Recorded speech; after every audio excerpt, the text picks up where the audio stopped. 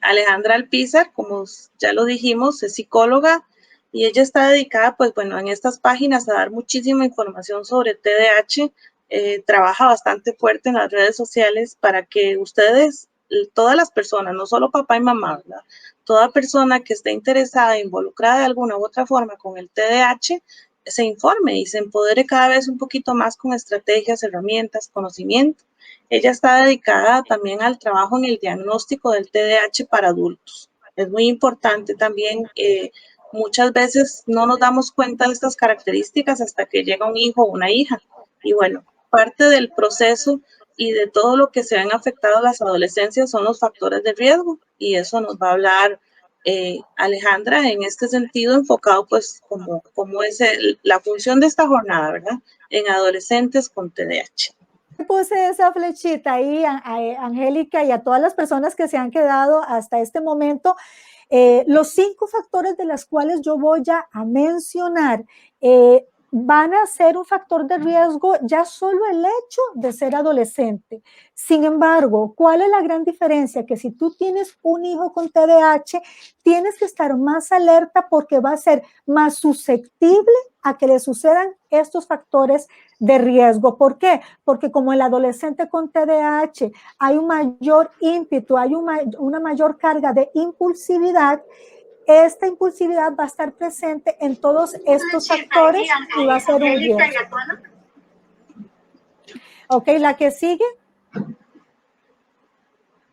Consumo de drogas, ese es el primer factor de riesgo. ¿Y por qué puse ahí como ese cerebrito que dice, espera, espera? ¿Por qué? Porque recuerden que cuando Carla hablaba de las funciones ejecutivas, ella mencionaba, una de ellas es cuando uno tiene un Pepe Grillo a la par, ¿verdad? O tiene como una vocecita interna que le dice, ten cuidado, ve lo que te pasó la vez pasada, escarmienta, ve el problema que te metiste. Entonces, sin embargo, esa impulsividad que tiene el adolescente con TDAH hace que sea menos reflexivo. Hay una dificultad en él en valorar las experiencias, en decir, me pasó esto, aprendí. A él se le va a llevar más tiempo. Y cuando estamos hablando de un tema de consumo de drogas, eso es muy, muy peligroso. ¿Por qué? Porque hay más riesgo en ese sentido de que pasó algo, fumé esto, accesé a esto, me pasó esta situación y no escarmenté. No hay hay menos posibilidades de revisar qué fue lo que pasó y de reflexionar sobre las consecuencias que tuvo. Y cualquier consumo de droga a esta edad pues va a generar obviamente un impacto, pero sí, hoy día hay muchos estudios científicos y profesionales que trabajan en este campo del TDAH y de las adicciones, que específicamente la que hay que tener más cuidadito es en el consumo de la marihuana. En el consumo de la marihuana. ¿Por qué? Porque los adolescentes con TDAH van a tener más susceptibilidad a ser captados por esta droga. ¿Y cuál es el problema con la marihuana? Que como todavía el cerebro del adolescente está en desarrollo, sus neuronas todavía se están desarrollando, ya se ha comprobado científicamente que la marihuana puede generar un deterioro en esa maduración del sistema nervioso central. En cualquier adolescente, pero si ya sabemos que el cerebro de un adolescente con TDAH tiene este retraso madurativo y hay ese consumo de drogas, va a ser letal. Y como hace poquito escuché una conferencia de un autor que trabaja mucho este tema, él lo mencionaba muy abruptamente, pero es una realidad. La marihuana en un cerebro de un adolescente con TDAH, así lo decía él, es veneno puro. Entonces hay que tener cuidado con eso, y por eso lo que puse seguidamente, la marihuana es 8 veces de más riesgo en el consumo en el adolescente con TDAH. Y si el adolescente con TDAH, su condición es de severidad, o sea, los síntomas del adolescente con TDAH son severos, va a aumentar más el riesgo.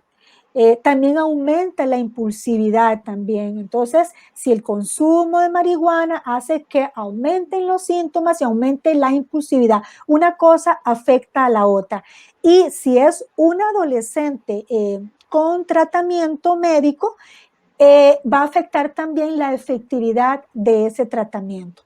Por tanto, papás o mamás, en este factor de riesgo de consumo de drogas, hay que aprender a leer las señales. Y hoy día, pues como estamos con toda esta accesibilidad hoy día de lo que son las redes sociales, los webinars, los Facebook Live. Si en algún momento ustedes ven, y no solo relacionado con el TDAH, alguna información que van a prevenir sobre el consumo de drogas en adolescentes, es importante que ustedes se empapen para estar atentos a las señales. Por lo general son señales de aislamiento, comienzan a vender cosas o a pedir dinero, comienzan también a cambiar su conducta de un pronto a otro, más irritabilidad, y no hay que escatimar buscar ayuda, en este caso con un médico. Otro factor de igual dentro del consumo de drogas es el tabaco.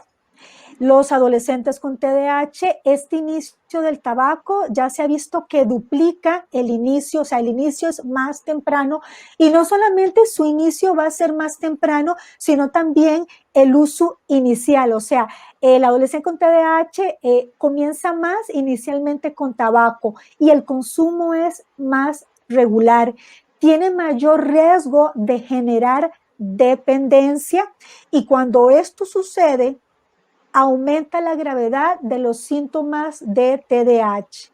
Hay más propensión. ¿Y por qué esto del uso de como automedicación? Ahora, no es que el adolescente con TDAH eso lo hace consciente y dice, bueno, tengo TDAH, voy a consumir tabaco para automedicarme. No, hablamos en términos de automedicación de una manera inconsciente, como decirlo de alguna manera.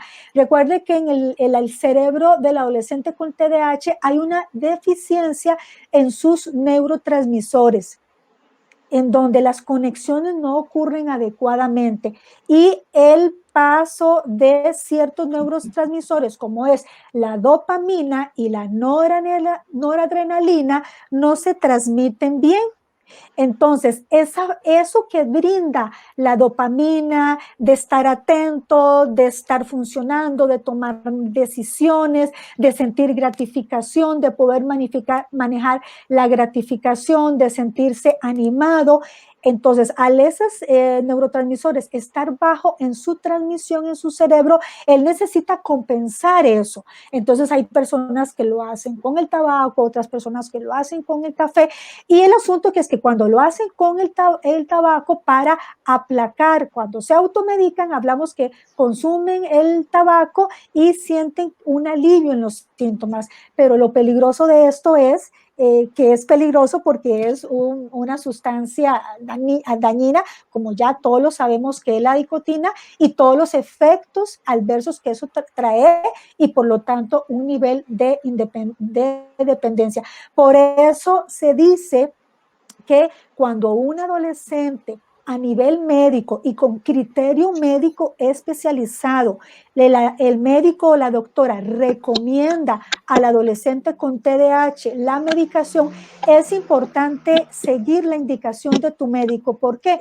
Porque hoy día ya hay muchos estudios científicos que establecen que la medicación en algún momento de la vida, en el desarrollo del adolescente, va a generar más ser un efecto protector, y no como el mito que se habla de que si mi hijo adolescente tiene TDAH y le doy metilfenidato o Ritalina, lo va a hacer adicto. Al contrario, ya se ha comprobado, y es así, que más bien la medicación lo va a proteger, es un protector neuronal en el cerebro de estos adolescentes. Y no solo un protector neuronal, sino también, no solo la medicación, sino también todo lo que gira en torno a la protección de un adolescente.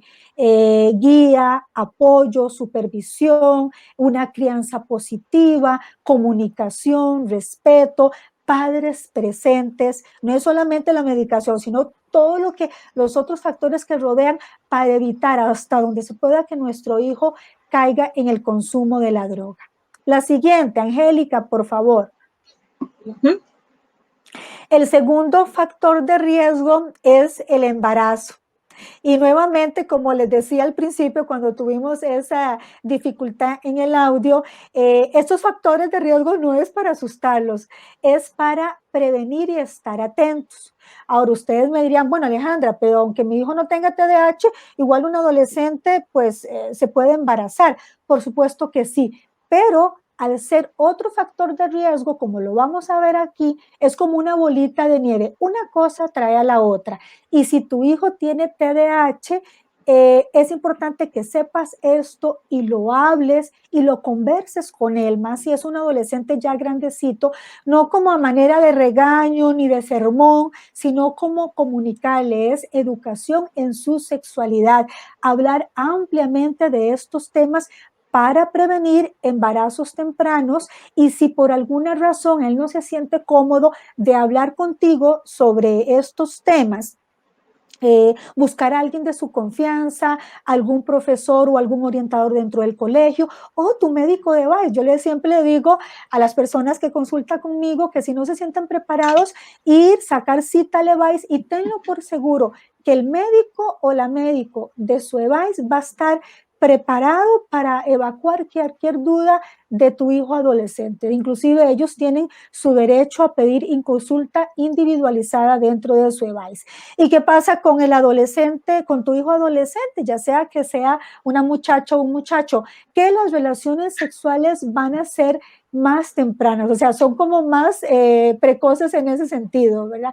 Más tempranamente, las relaciones sexuales van a ser más frecuentes que otros jóvenes y porque como está trazado el asunto de la impulsividad, el eje transversal, estas al ser más tempranas, más frecuentes y haber una dificultad en su autorregulación, y como le cuesta autorregularse, le cuesta autorregular el pienso antes de actuar, por tanto pueden ser relaciones sexuales sin protección.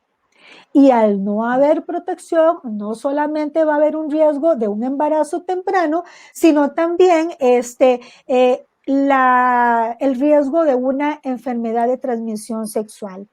Y también son más propensos al cambio de pareja, de tener relaciones sexuales con una persona o con otra, y el riesgo de las enfermedades de transmisión sexual va a ser mayor. Y bueno, yo puse aquí lo del papiloma virus humano, pero hay otras, pero esta es como una de las más representativas. Al no haber protección, hay más riesgo en el hombre y en la mujer, y especialmente en la adolescente mujer, de tener el riesgo del virus. Y ya sabemos hoy día que si esto no se capta a tiempo y no se trata a tiempo, eso puede llevar a un riesgo de cáncer. Ahí es donde vemos la bola de nieve. Por tanto, para pasar al otro factor de riesgo, importante comunicar, hablar sobre estos temas. Y yo sé, papás, y lo digo porque yo tengo un hijo adolescente y sé que hablar de estos temas, inclusive a veces a ellos no les gusta, ¿verdad, Angélica? No les Así gusta a es. veces, pero bueno, hay que buscar, ¿quién más que uno que conoce al hijo de uno? Buscar como el momento ideal que uno dice, uy, ese es el momento, o que él se acercó o ella se acercó a hablarte de algún tema relacionado con, entonces uno dice, este es el momento de dar una cuñita sobre esto y negociar, hablar, decir, bueno, tú me estás pidiendo esto o me estás pidiendo este permiso o me estás conversando de este tema y yo con gusto te escucho, pero decirle, yo necesito también que me escuches unos minutitos de este tema. Es mi responsabilidad hablarte de esto, pero no hacerlo tipo sermón, porque yo sé que los adolescentes con TDAH, ellos se cansan y al grano, a ver, a lo que venimos, ¿verdad? A dosis, a Entonces, dosis. a dosis, hay que ser muy concretos, porque más las mujeres, más mujeres tendemos a hablar, a hacerlo muy largo. El tercer factor de riesgo son los trastornos alimenticios y bueno, esa es una jornada de adolescencia, pero este factor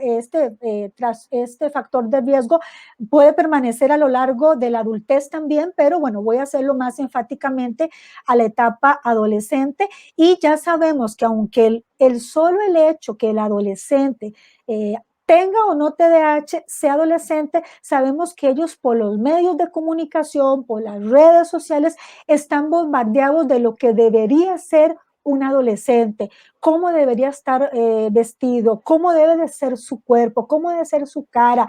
De ahí que a veces nos enfrentemos los psicólogos y los profesionales en la salud mental con estas dificultades en la distorsión de su imagen, porque hay mucha presión social, no solo de sus amiguitos, sino de lo que ve en las redes sociales. Ellos están conectados, los celulares son como un adendum de su cuerpo y no solamente, y a veces uno tiene que luchar con lo que le dicen los colegios para orientarles y lo que le dicen las redes sociales. De ahí que muchas veces, si es un muchacho debilitado en esa autoimagen, si es un adolescente debilitado en su autoestima, si a eso le sumamos chicos que han tenido historia de maltrato, historias de abuso y llegan a esta etapa, son más susceptibles a los trastornos alimenticios. Y si es un adolescente con TDAH, donde hay de por medio impulsividad, donde también hay de por medio baja autoestima, son más susceptibles. Recuerde que también tanto se me olvidó mencionarlo, tanto los trastornos alimenticios como el consumo de drogas son comorbilidades en el TDAH muy comunes. Comorbilidad es un término médico que además de estar el TDAH, hay otra condición a la par médica que lo acompaña, diferente del TDAH, pero que lo acompaña. Y lamentablemente uno de esos es los trastornos alimenticios, donde hay esa impulsividad y tú lo puedes ver y lo pueden ir dejando ahora en sus comentarios si se sienten identificados, esa impulsividad para comer. De ahí que no es común ver adolescentes con TDAH que tienen sobrepeso, que tienen obesidad, porque comen impulsivamente y porque como hay poco registro en las funciones ejecutivas de poco registro de cómo me siento, cómo me automonitoreo, cuando uno está comiendo tiene que automonitorarse. Estoy muy lleno, estoy comiendo muy rápido, ya estoy satisfecho. Entonces, esa poca atención a las señales de hambre y saciedad hace que aumente la ingesta de alimentos. También al ser un muchacho con TDAH y no cumpla horarios, no sea como desordenado en sus cositas, en sus horarios de comida, en sus horarios de sueño, desordenado inclusive en sus cosas, también eso se cumple también entonces incumple también los hábitos alimenticios. A veces son chicos que se levantan tarde, no desayunan o hacen solo una comida en la tarde y es muy abrupta, muy amplia, o pican mucho y esa pica de alimentos no son alimentos saludables, y al haber poca organización, eso hace que también aumenten de peso. Y lo que viene acá, lo están ustedes leyendo en mi diapositiva, los atracones de comida. Cuando hablamos de trastornos alimenticios, y sin ser psicólogo, psicóloga o profesionales de la salud mental, cualquiera que uno le pregunte, ¿usted sabe lo que es bulimia? ¿Sabe lo que es anorexia? La gente tiene una noción como muy básica de lo que es eso. ¿Sabe de lo que estamos hablando? Pero poco se habla de los atracones en la comida, y ya eso a nivel de la clasificación mundial de las enfermedades mentales es un trastorno alimenticio que, a diferencia de los otros, es mucho más común en adolescentes de lo que los imaginamos, que es los atracones, en donde no hay no vomitan, como sería el caso de la bulimia, no hay restricción de comida, como lo puede ser la anorexia, pero sí hay atracones. ¿Qué quiere decir esto? Y ahí puse como la foto, bueno, aunque no es un adolescente, pero sí sucede así, en periodos muy cortos de tiempo, hacen grandes ingestas de comida, sea saludable o no saludable. Y luego no hay conductas compensatorias como podría suceder en la bulimia, que sucede, puede haber atracón o una alta comida y luego se laxan o vomitan, se provocan el vómito. En este puede ser, en los atracones no hay vómito, y la persona no se limita en su alimentación, pero sí, no vomita, pero sí hay atracones y eso hace que aumenten de peso y haya también problemas en su imagen. Y luego viene también la bulimia, que hay que, si tu hija tiene TDAH y es una muchacha, las estadísticas ya nos dicen que el 24% de las personas tratadas por bulimia tienen TDAH. Y la mayoría de ellas son mujeres. Entonces, si tu hija tiene TDAH, hay antecedentes de problemas de alimentación y está en su etapa adolescente, hay que estar vigilantes a esas señales. Si de repente vos la ves que se preocupa mucho por su imagen, si ves que nunca la ves comiendo o guarda la comida o inmediatamente después de comer le dan ganas de ir al baño, estar atentos a esas señales. ¿Y por qué? Porque cuando la adolescente mujer con TDAH, ¿por qué es más propensa a la bulimia? Porque el acto de vomitar es una conducta impulsiva. Y si ella tiene este trastorno de TDAH, esa impulsividad va a ser mayor y muchas veces va a estar acompañada de una baja autoestima también. La siguiente, recuerde que son 4 factores de riesgo y vamos a esta también que pues a veces uno es difícil, ¿verdad? Hablar de estos temas, pero hay que hacerlo porque es una realidad. Una de las formas de combatir el suicidio, y hoy día lo vemos en todas las redes sociales, importantísimo, colegas, psiquiatras, médicos, psicólogos. De hecho, hace poquito por tele en las noticias, el Colegio de Profesionales en Psicología no hace mucho habló sobre este tema, en donde ya el tema del suicidio ya venía siendo un problema. Y en esto me puede hacer segundas Angélica si ya tiene un comentario sobre esto. Antes de venir para la pandemia ya estaba siendo un problema de salud mental a nivel de los ticos en Costa Rica. Ya era un problema. De hecho, hay una ley que se sacó hace como va a ser ya 2 años, en donde exige, responsabiliza a diferentes instituciones a nivel del Estado a trabajar articuladamente sobre el suicidio. Viene la pandemia, papás y mamás, nos vemos obligados a estar aislados, los chicos, los adolescentes dejan de ir a clases y se enfrentan al aislamiento y se corta como una tijerita, se corta totalmente lo que es fundamental para todos, pero más en la etapa adolescente, lo que es el contacto social y la relación con sus pares. Entonces esto va a ser mella. Y si a esto le sumamos que tu hijo adolescente, además de tener TDAH, venía con tratamiento por ataques de ansiedad o por depresión, entonces esto lo hace más vulnerable. De ahí que si nos estás escuchando, tenés que reactivar lo más pronto posible todas las atenciones, ya sea que sean públicas o privadas, de la atención de tu hijo adolescente.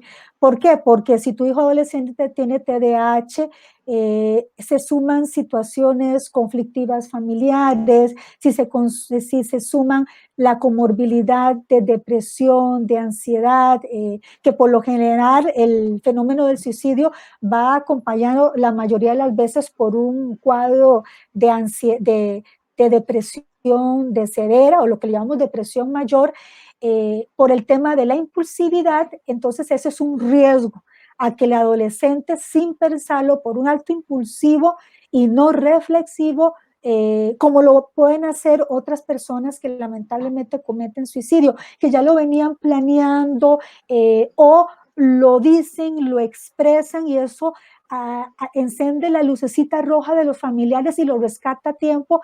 El riesgo con un adolescente con TDAH, que por sus altos niveles de impulsividad, más si tu hijo con TDAH tiene el tipo hiperactivo, impulsivo, mayormente, o el mixto también es de mayor riesgo también, pero hay alta presencia de impulsividad o de hiperactividad, y también hay depresión.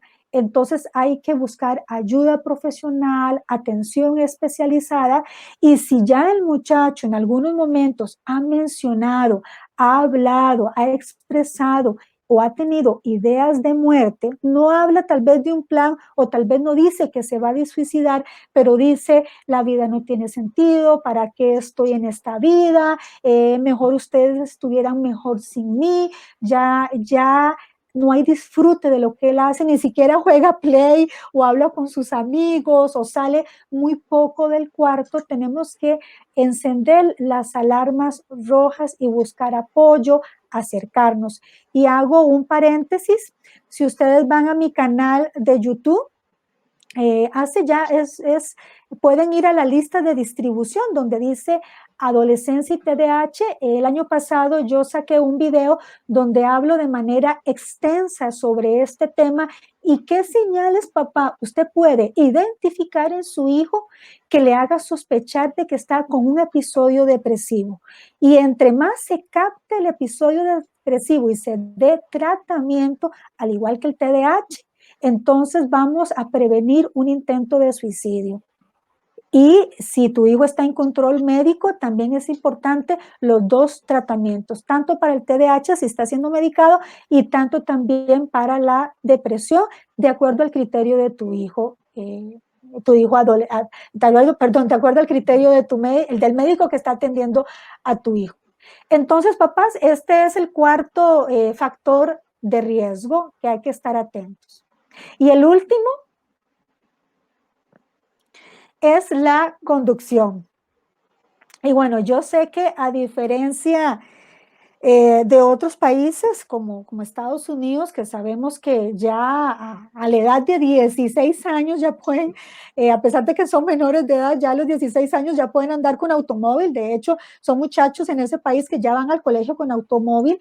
Sabemos que por dicha en nuestro país, ellos tienen que aguantarse a dicha de nosotros, de los papás, si tenemos adolescentes con TDAH, pueden aguantarse un poquitito más hasta los 18 años, pero aún así, aunque ellos no conduzcan carro antes de los 18, igual conducen bicicleta, conducen patineta, y también eso es un riesgo, ¿verdad? Porque ellos andan en la calle, a veces sin protección, y si tienen esa conducta dispersa, y si van con el celular pueden tener un riesgo, ya sea si van manejando, si ya son muchachos adolescentes, porque recuerden que a nivel de salud, para nosotros adolescentes son desde los 10 añitos hasta los 20 años. Entonces, a pesar de que tengan la licencia y tengan 18, 19, 20 años, siguen siendo muchachos en formación. Inclusive su cerebro no ha terminado de desarrollarse. Y esto lo hacen hasta los 25 años aproximadamente. Entonces, si tu hijo adolescente ya está en la etapa de los 18 y antes de los 18 ya está ese ímpetu, enséñenme a manejar, salgan conmigo, o piden un permiso, o ya cumplieron los 18 años y manejan automóvil, es importante que se asesoren para que ellos puedan medicarse si van a manejar. Esas son las recomendaciones a nivel de las guías internacionales, de que si tu hijo va a manejar, es mejor y preferible que esté medicado para que esa conducción sea segura. ¿Y por qué esto? Porque ya las estadísticas avalan esto de que si una persona y si tu adolescente tiene TDAH, las probabilidades de tener un accidente de tránsito son mayores. Y ahí viene la bolita de nieve también, ¿verdad? Muy similar a lo del consumo de drogas. Las probabilidades de tener lesiones con un accidente son mayores. Las probabilidades de ser responsable por algún choque es mayor. Las probabilidades de que la licencia o los partes de tránsito es más frecuente en esta población. Y son personas que cuando van manejando se distraen con el celular, se distraen porque van cambiando la emisora, se distraen porque alguien les habló pasan o son más propensos a desviarse de la línea que tienen que continuar, son más propensos a saltarse el semáforo, etcétera. Y bueno, y esto que acabo de desarrollar es igual para adultos, pero lo menciono porque nuestros hijos ya a edades tempranas pueden ya manejar, en el caso de Costa Rica a partir de los 18, pero también cuando ellos también andan con otros instrumentos como la bicicleta y la patineta. Entonces, siempre cuando ellos van a salir, a hablar con ellos, hablarlos, hacerles conciencia de que si van a manejar, tener mejor el radio apagado, que si van con amigos o con otros familiares, no hablarles, ir atentos, si van a poner pues música, que ya de una vez pongan la emisora y no estén cambiando, y que vayan atentos. ¿Por qué? Porque recuerden que los distractores son los que son más peligrosos en la conducción, y no solamente distractores externos, lo que vieron, lo que pasó o no pasó, sino los distractores internos. Va manejando y va pensando en un montón de cosas. Y si eso le sucede, lo importante es que se dé cuenta de eso y diga, estoy enfocado, estoy en el aquí, en el ahora, en esta conducción, me distraje, pensé en otra cosa, que a todos nos puede pasar y nos ha pasado, pero a la persona con TDAH le es más frecuente. Si te das cuenta de eso, regresar inmediatamente y enfocarse. Voy para tal lado, me faltan 5 minutos, ya tengo, se acerca una curva, ir enfocado en esa conducción. Y bueno, yo finalizaría acá porque sé que las personas se han quedado hasta acá. Si quieres, bueno, perdón, me faltaba última, gracias, Angélica. Inmortalidad. Sí, imagínense, ya es como para cerrar como con broche de oro este tema de los factores de riesgo. Entonces, ¿por qué todos estos factores de riesgo y por qué tenemos que estar atentos, papás y mamás? ¿Por qué? Porque si estamos atentos a prevenirlos y a que esto no ocurra, y si ocurre, atenderlos, vamos a evitar que siga dándose estos factores de riesgo en adultez, porque si no se ve a tiempo, no se tardan, no se tratan a tiempo, va a continuar y lo que va a hacer es que su nivel de mortalidad sube. El nivel de mortalidad es el riesgo de morir más tempranamente. Y ya hoy se sabe que el TDAH aumenta el riesgo de mortalidad. O sea, la expectativa de riesgo en la persona con TDAH es menor. Y aumenta esa mortalidad si hay comorbilidades. Entre más comorbilidades es mayor. Entonces, todas las comorbilidades que tengamos, podamos ahorrarnos, por decirlo así, va a ser mejor. Y si ya y por eso puse aquí que la adolescencia no es para asustarnos, sino es una oportunidad para disminuir esa mortalidad, es una oportunidad, todo ese tránsito desde los 10 hasta los 20 años, de ayudarlo, apoyarlo, para que cuando él sea adulto, este riesgo sea el mínimo y esas estadísticas como enfrentarlas y decir y disminuirlas, porque cada caso es diferente. Si bien es cierto, hay estadísticas, cada persona con TDAH es individual y particular, y la idea es seguir dando este apoyo para que estos factores no cojan fuerza y la expectativa de esta persona sea mayor. Ya podés quitarla, Ok. Angélica. Yo creo que todas estas cosas que has dicho, Ale, bueno, son necesarias hablarlas. A veces tenemos mucho miedo a hablar de factores de riesgo porque creemos que cuando hablamos de estos incrementamos esos factores de riesgo. Es todo lo contrario. Entre más se hable sobre estas situaciones, entre más dominio adquirimos y conocemos sobre esto, prevenimos y más empapamos, nos empoderamos nosotros y empoderamos a nuestros hijos sobre estas situaciones. El evitar hablar, el evitar no, por ejemplo, el tema del suicidio, que es situaciones que lamentablemente casi realmente no tenemos tampoco los datos exactos, no se nos informa a la población, ¿verdad? De los datos exactos. No quiere decir que no exista, no quiere decir que no hay chicos hasta 10 años que han intentado, por ejemplo, autoeliminar su vida. Sumado a estos factores, porque estas comorbilidades que vos hablas, a veces las ignoramos también. Creemos que no, que jamás, o sea, que es TDAH y no tiene nada más, no pasa nada más.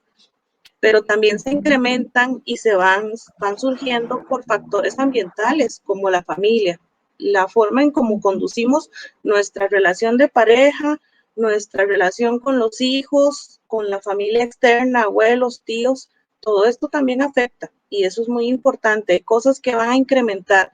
El problema central no tal vez es el hijo o la hija, el chico con TDAH. El problema central es lo que hay a su alrededor y que le va a potenciar estas situaciones, ¿verdad? Así es. Y bueno, sí.